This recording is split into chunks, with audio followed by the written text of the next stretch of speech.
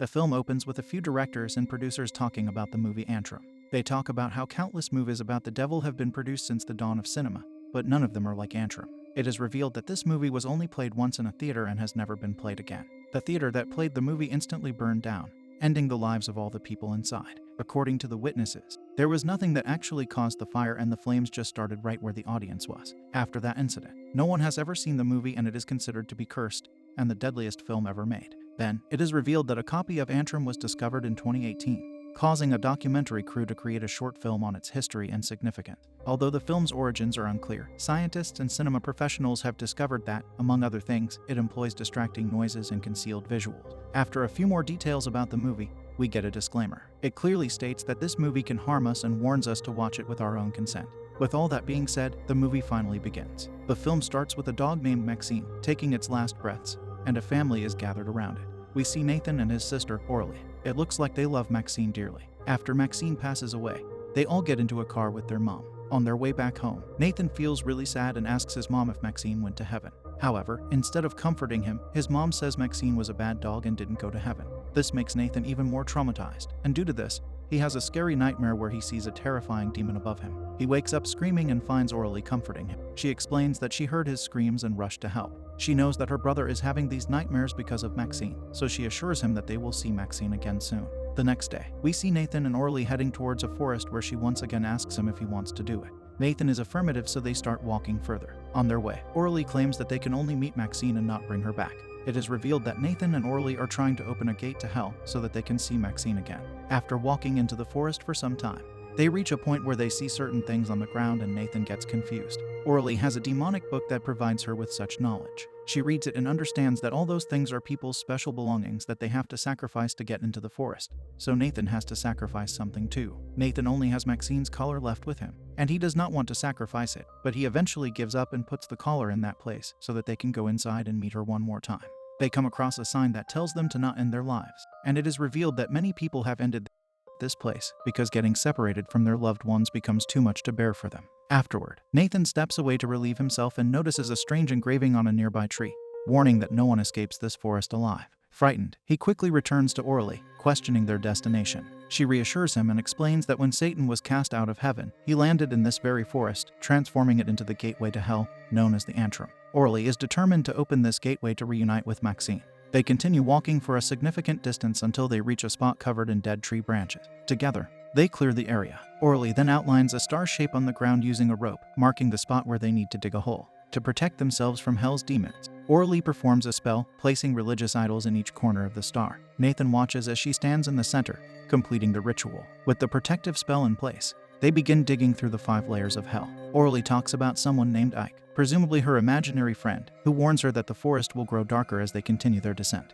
While digging, Nathan stops and puts his head on the ground after drawing a cross. He claims that he is trying to listen to the trumpets of hell since they are in the first layer, but he does not hear anything. We also see that the cross Nathan drew is now upside down, meaning that something else is with them. Suddenly, Orly claims that a demon is watching them. Nathan points out that it is a squirrel, but she is affirmative that it is a demon in disguise. She explains that the sticks in these woods can channel their energy, so they both pick up sticks and start chasing the squirrel. As they are chasing it, we see a rotten, decaying body that is presumably a man who took it.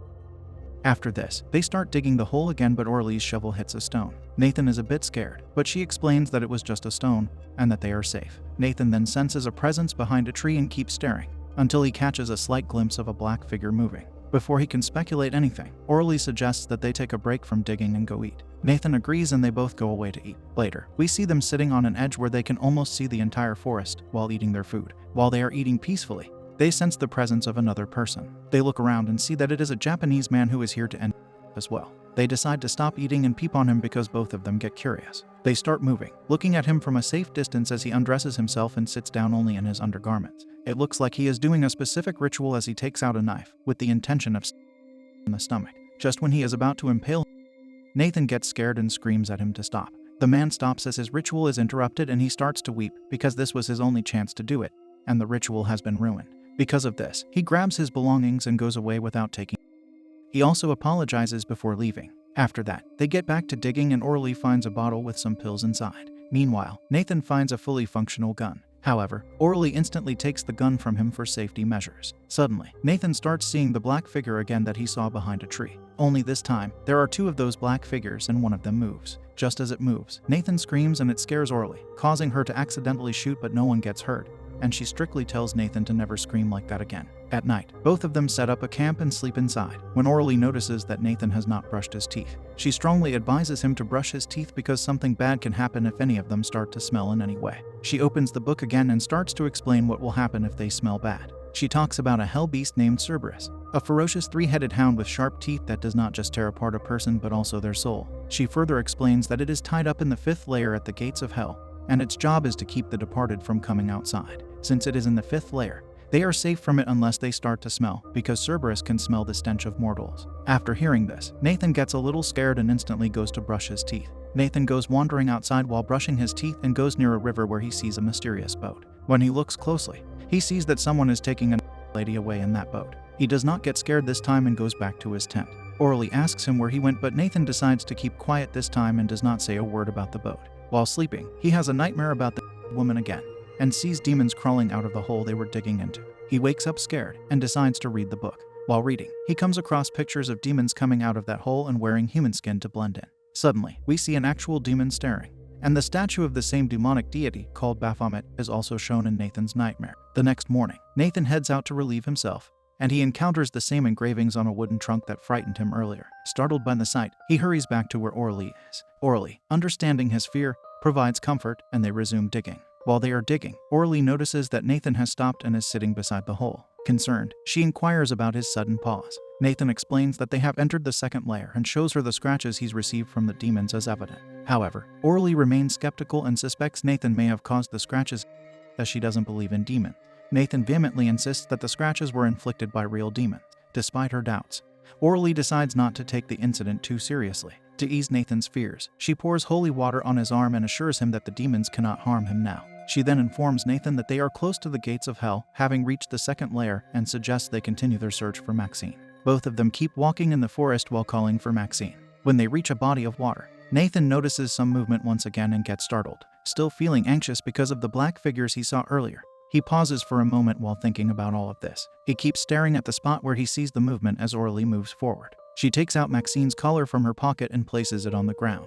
She does it so that Nathan finds it and thinks that Maxine herself moved the collar. The purpose of doing this is just so that when Nathan finds the collar, he thinks that Maxine's soul is free and that the dog moved the collar, a sign that she is free. But just as she is talking to him, he realizes that they have now entered the 3rd layer. He claims that this layer is more dangerous for them now. Orly is now terrified. Before they can do anything else, they start hearing the trumpets because they are near the gates of hell. Petrified, Orly does not know what to do now while Nathan starts running away. She does not want to run, but is left with no choice. She has to go after Nathan, who is running fast. Before chasing him, she picks up the collar and puts it back in her pocket. They eventually make their way to an abandoned village, where they come across old cars and houses. While they are looking around, a man walks behind them. Orly and Nathan spot 2 men and observe them from a distance. One of them is chopping up corpses of animals, while the other is committing extremely heinous acts with a dead animal. Nathan realizes that both of these men are the ones he saw in his nightmares. This means that the 2 men are demons in human skin. They have a big iron statue of Baphomet, which was also seen by Nathan. Suddenly, they see that the iron statue is moving and there are screaming noises coming from inside it.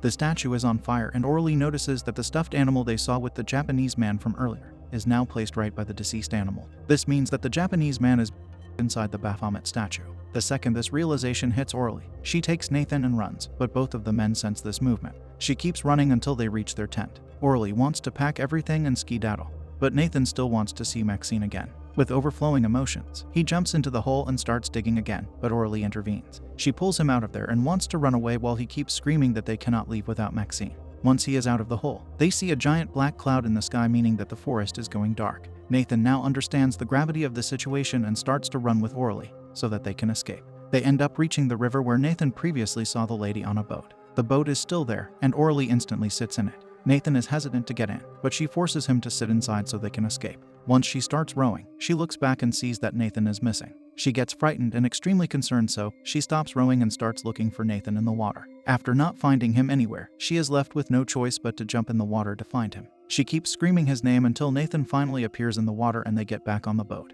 She hugs him and gets relieved because the thought of losing her precious brother frightened her to her core. Once both of them are on the boat, Orly starts to row the boat again, and after moving through some grass, a glimmer of hope finally appears as they reach normal land and finally escape the god-forsaken forest. However, the joy on their face is soon snatched away as they realize that they are moving in a circle. They realize that they are right back at their camp where the hole is located. They move around in confusion, but Nathan suddenly sees chains moving on the ground and starts to scream very loudly. He thinks that Cerberus came here after breaking his chains. Orly tries to shut his mouth because the men can hear him scream. Then, she drags him inside the tent where he starts to explain how Cerberus is coming after them. After this, Orly decides that she will stop lying and reveal the truth once and for all. The truth is that Orly never knew anything about this forest, and she fabricated a story just to make Nathan feel better. She reveals that, because their ignorant mother told him that Maxine went to hell, he started to have nightmares about Maxine being in hell. Therefore, Orly thought that if she made him believe they freed Maxine's soul, he would stop having nightmares. She explains that she just wanted her little brother to be happy again. Further revealing the truth, she makes it clear that she made up Ike in the book as well. Everything that is written in the book is by her, and she drew Cerberus as well, so he cannot be real. However, after hearing her out, Nathan reveals something even worse. He claims that Ike is not a made-up person because he has met him. Orly is shocked, so Nathan explains that a while back when he was playing all alone, Ike approached him. He reveals that Ike is a tall, dark figure who puts his finger on Nathan's head while talking to him. Orly still tries to explain that all of this is a lie, but Nathan tells her that Ike specifically mentioned that she will try to trick him. When asked, he states that Ike told him she would use Maxine's collar to trick him. Confused, she pulls the collar out of her pocket. Now, Orly thinks that Nathan could not have possibly known about this without someone informing him. Therefore, she also starts to question whether Ike is real or not. While talking, they hear metal clanging outside of their tent along with some other strange noises. Orly starts believing that Cerberus is real, and that he is after them. They get out of the tent and start running, believing Cerberus is chasing them. Not knowing what exactly is going on, they immediately climb on top of a tree. After a while, it ultimately goes away since they see its chain disappear. Orly hugs Nathan as tight as she can because she almost lost him once, and she has no idea what might happen next. With sheer terror and hopelessness, both of them sleep on the tree for the night. They are now in the 4th layer, and we see a small flashback from their past. In that flashback, Nathan, Orly, and their mother are on a picnic with Maxine. They are having a fun time until Maxine, for no reason, bites Nathan's arm. This is the main reason why their mother told Nathan that Maxine is a bad dog, and she would not be in heaven. Suddenly, Orly wakes up and sees that both of those men from earlier are checking their tent. She stays quiet and observes that one of the men has a gun, making it clear that they are after them. She wakes Nathan up with her hand on his mouth, so he does not make a noise. Then, she points at the men, implying that they need to quietly get off the tree and run away. Both of them quietly get off without the men noticing them. Nathan walks away, but she waits for a brief moment because she sees the gun that Nathan found earlier on the ground. Before she can do anything, she sees both of the men have spotted them. She turns around and sees that Nathan is pointing a stick toward them. This is because Orly taught him about how to deal with demons by channeling their energy through a stick. However, it obviously does not work, and shockingly, the man shoots Nathan right there. He instantly falls to the ground as devastating emotions overcome Orly. She runs toward the gun on the ground, but the man shoots her as well. After this, she starts to gain consciousness and realizes that she is tied up, and the men are dragging her and Nathan. She is more than overjoyed to see that Nathan was shot by a dart, and he is just unconscious. Although, she's still very distressed because they have been captured. After some time, she finds herself and Nathan inside a cage. One of the men comes and tries to take Orly's clothes off, but she keeps resisting, while Nathan also keeps yelling at him to leave her alone, finding Nathan to be very annoying. The man leaves Orly and pulls Nathan out of his cage. Orly keeps yelling as he takes Nathan and puts him inside an iron statue. While Nathan is inside, he locks the statue and the other man starts a fire underneath it. They start Nathan mercilessly, and Orly is devastated at this sight. As Nathan screams in agony, Orly keeps kicking her cage in pure anger. She ultimately breaks the cage in time and gets out of there. Once she is out, she immediately reaches for the gun, and without hesitation, shoots one of the men right in the chest. The other man sees him and takes him to their car. Meanwhile, she takes out poor Nathan, who almost got cooked. Nathan runs away while Orly decides to finish the job once and for all. The other man grabs a shovel and charges at Orly, but she manages to shoot him as well. After getting shot, he goes back in his car and drives away, but they don't make it far. Orly follows them and sees that both of the men have passed away in the car. This proves that they were not demons in human skin. Now, they are in the 5th and final layer. Nathan has become fully black because he was inside the iron statue. He runs back to the hole they dug up and he finds a dog near it. It is a regular dog whose leg is caught in a bear trap. This means that Cerberus is not real, and it was this dog that was chasing him and his sister. Nathan frees the dog and realizes that all of it was indeed in his head, and that demons and everything else were not real. Meanwhile, we see Orly running in the forest. While she is running away, we can clearly see several demons that are after her. She is horrified and thinks that whatever Nathan believes is actually real, because she is looking at the demons right now. However, before they can harm her in any possible way, she runs away and makes it to her tent. She goes inside and screams as loud as she can because she is feeling devastated. Then, she takes out that book from the tent and thinks that it is the reason all of this started. She starts to burn the book page by page while screaming for Nathan. While screaming and burning the pages, the demons keep lurking near her. After burning the book, Orly becomes hopeless, thinking she has no way out. Then, she hears some noises and feels that something is approaching the tent. As she realizes that these are her last moments, she breaks down in tears. Then, she points the gun toward the entrance and decides to shoot whoever comes in. Nathan, on the other hand, has the bear trap and the chain he found on the dog. He approaches the tent because he knows Orly would be in there. And he also wants to tell her that Cerberus is not real because it was just a normal dog. As he comes near to the tent, he looks in the hole and sees that it's filled up with water. We then see the demon again from the beginning of the movie looking more vicious than ever. After this, a couple is shown who are tied up and standing together looking petrified. Both of them are then shot and they pass away. We then see an apple in their blood. The apple has a bite in it, which means that presumably this couple was Adam and Eve and the devil killed them after they took a bite of the apple. After this, the demon is shown once again, and this is where the movie ends.